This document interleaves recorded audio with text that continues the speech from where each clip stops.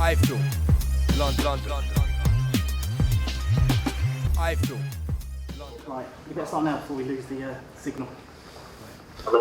Hi, can you hear us? Can you hear us, Tony? Fucking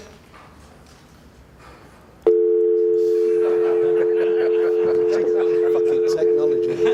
Right. Okay. Whilst he's doing that, anyway, let's announce it, and we'll try and get him on the line. Thanks for joining us this afternoon. As I mentioned, apologies about Tony. Beyond our control. He's on this train, which has been held up by fire. But we've got Nathan Cleverly, the WBO light heavyweight champion, who will be defending his title on the 15th of October at the Liverpool Echo Arena in a match that everybody's been waiting for against Tony Bellew. I'm sure you all know about the circumstances of the last time we tried to get this fight on, which is very short notice. Tony couldn't make the weight. There was quite a heated press conference, which I think has been boiling up for a couple of years now. There's been no love lost between the two guys, I think it'd be fair to say. And Nathan, when I asked him about this fight, he said it's a fight that he wants to get on. It's a fight he wants to get out the way. It's been hanging around. There's been a lot of things been said, and to prove the point, he said he'd go into the other guy's backyard to show that he can do it. Obviously, Tony's got other ideas on that. He fancies his chances. He's the British and Commonwealth champion, following in the footsteps of Nathan, who won the British, Commonwealth and European title, I think in record time for any British boxer. So we've got a big fight that's going to be on, and one certainly that I'm looking forward to, and I think there's going to be a lot of fireworks leading up to the fight, and certainly on the night of the fight. Anyway, hopefully Tony's on the line. Is he on the line? Yeah. You there, Tony? Hello, Frank. Good man, right. And stop smoking on those trains in future. Right, everybody's here. If you've got any questions to ask, please feel free to do so. Can I ask first of all, why you agreed to go into Japanese backyard to take this fight, given that you're the champion? I don't think it was really much of a tough decision, really. I had the choice really where I wanted the fight. I could have had it in Wales or up in Liverpool. We was struggling to find the right venue in Wales, to be honest, with the right capacity for the fight. So at the end of the day, I thought if the fight was in Liverpool, it's going to be a good sell. I thought it was pretty much a guaranteed sellout anyway. And it's a boxing ring. It's whether it's the boxing ring was set up in here today or whether it was in Liverpool, in Wales. It makes no difference on the outcome of the fight. It's still Tony Bellew, and I'm still the world champion going in there, and I'm pretty sure that wherever it is, I'll definitely beat this guy. Very much a grudge match, hasn't it? There's been a lot of heated discussion between Yeah, it's definitely been a grudge developing over the years, really. It's been pretty inevitable. Obviously, I turned pro at such a young age, and I won the Commonwealth, British titles, European, and now Tony is at that stage where I was a few years back. So, he's about 6 fights behind me, but he's got his shot early. Does he really deserve the world title shot? No, but it's a fight that I want to get out of the way. And I want to get this fight out of the way and move on to bigger things, and that's the reason why it's happening. And the last press conference pretty much, sold the fight, so it makes sense. And just to let you know what's happening, I've been talking to Richard Schaefer on the same night as us. They've got Bernard Hopkins fighting Chad Dawson. If Hopkins comes through that fight, the winner gets Hopkins. So that's what we're looking to do. This is sorry, I'm interrupting you. This is. But let me tell you something. This is a tough fight. This is a tough fight for both of them, But there's something there for them afterwards. There's something there for the winner. There's a big, big opportunity to go and do the business, and it doesn't get any better than that. This is a lively division, and it's going to get livelier. Where would that be, Frank? In the UK. So you try and take that to Wales? Yep. And what if Dawson?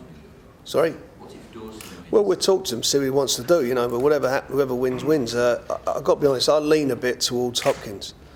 But anyway, that's on the night. So it's a momentous night in the light heavyweight division on the 15th of October. You know, it's going to. You know, if Nathan does all what he can do, then you're talking about somebody stepping up to the plate in, you know, fighting the best in this country, in Tony Bellew. And if he comes through that, then you're talking about a huge fight without a doubt. I think probably the fighter that's impressed me more than any other fighter in the last couple of years. I think what he's done, Hopkins, is phenomenal over the last couple of years.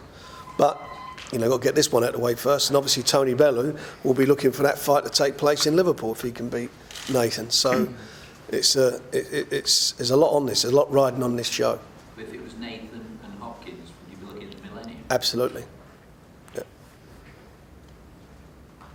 Nathan, Tony says that you've not boxed anyone in his class yet. What's your response to that? No, I got to disagree with that. I think overall, throughout my 22 fights, I've boxed a range of styles, different opponents. Some who box long were good punchers, and some who like to fight, compact, you know, tight guards. So I boxed a range of styles really, and they're all good at what they do. I think Tony seems to think he's technically sound and all this, but I can't see that. You know, I think he's limited. In all truthful, I think he's limited, and if I can't beat Tony Bellew, then I shouldn't be world champion. There's no doubt about that. So, you know, it's a bit of pressure because, you know, I've got expectations to win, and I expect myself to win and win well, which I think I will do. And you know, he's obviously got huge belief. I know he trains hard, he's very dedicated, but you know, all the best to him. But I think in terms of boxing ability and in terms of whether he's going to give him my hardest fight, I can't see that. Who's better? I think, in different ways. I think Mohammedi, he was good at what he done. Karo Murat was good in his compact style, in close fighting.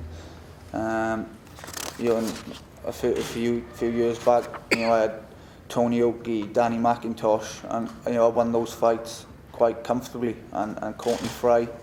I come through those fights with ease really, and I was you know, doing exams at the time.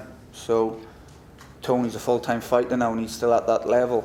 So I think it shows, you know, that I'm a grade higher, and but it's easy to talk, it's easy for me to sit here and say that, but ultimately I've got to prove it on October the 15th, and you know, I've got the confidence that I can do that, and so is Tony. That's what's going to make it an interesting fight. But you know, I'm world champion now, and I've got to keep this belt, and I'll make sure I do that. When did the bad feeling start between you, and what caused it? It was pretty much the last press conference really. That's where it really kicked off. It was the day before the weigh-in, so you know, I was making the weight. I had Tony coming in, and you know, and giving it a lot of big talk and shouting off his mouth. So it kind of riled me up a little bit, and I was prepared to take the fight. I trained for a southpaw for that fight, and Bremer didn't turn up, so I was a bit annoyed anyway. And in comes Bellew, who was giving it the big talk. And you know, it was, you know, I said yes, I won the fight, I wanted it there and then. I was ready for it, and you know, he was the one who didn't turn up on the night. You know, he couldn't back up his words, failed to make the weight.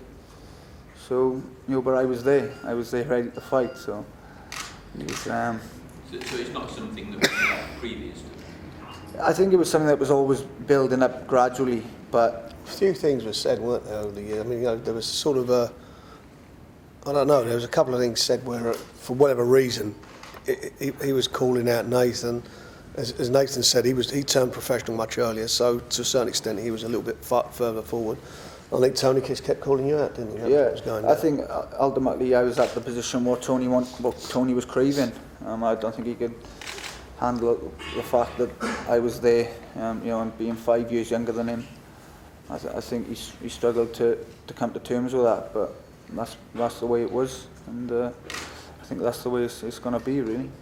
Does it make it a lot easier for you to focus on this? That's an Alexei Kuzhevsky or Najib Mohammadi, very anonymous figures you won't know personally, as opposed to this? Yeah, well, obviously for the last 2 fights, out of no fault of mine or the promotional team, the opponents the opponents who I've meant to face haven't turned up, so have been late replacements.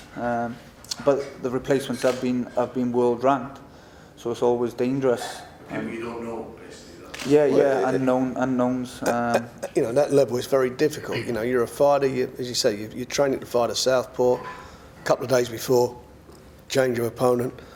That's hard enough to focus on. Then even worse, the one you've now refocused on, he's out, and then you've got to fight somebody different. And I think that shows a lot of Nathan's temperament that he dealt with that, because people forget about that. They talk about, the guy who come in, only took it a few days' notice, but then you haven't got time to think about it. And if you're a fighter like that, the guy who he fought on the night last time from Poland, Kuzminski, he came in fit, came to fight. Nobody could not say that. He stood his ground. He was really up for it. And I think that what Nathan did, I thought was really a great performance on the night to do what he did and come through it. The history kind of helps you between you. Yeah. Obviously, I've got a firm name now I can concentrate on in Tony Bellew.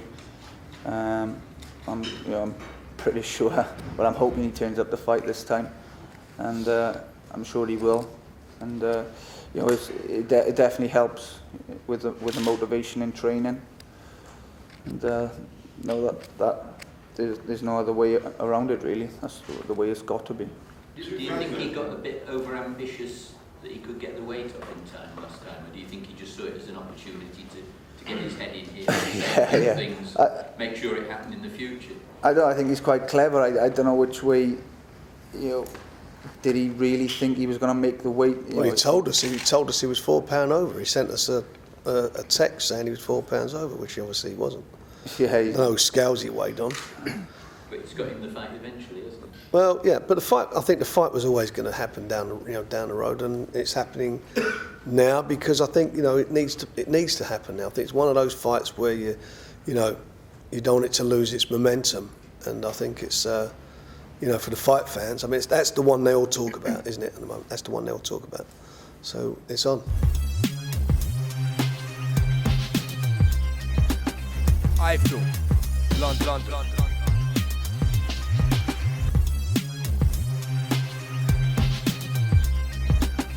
iFILM. London.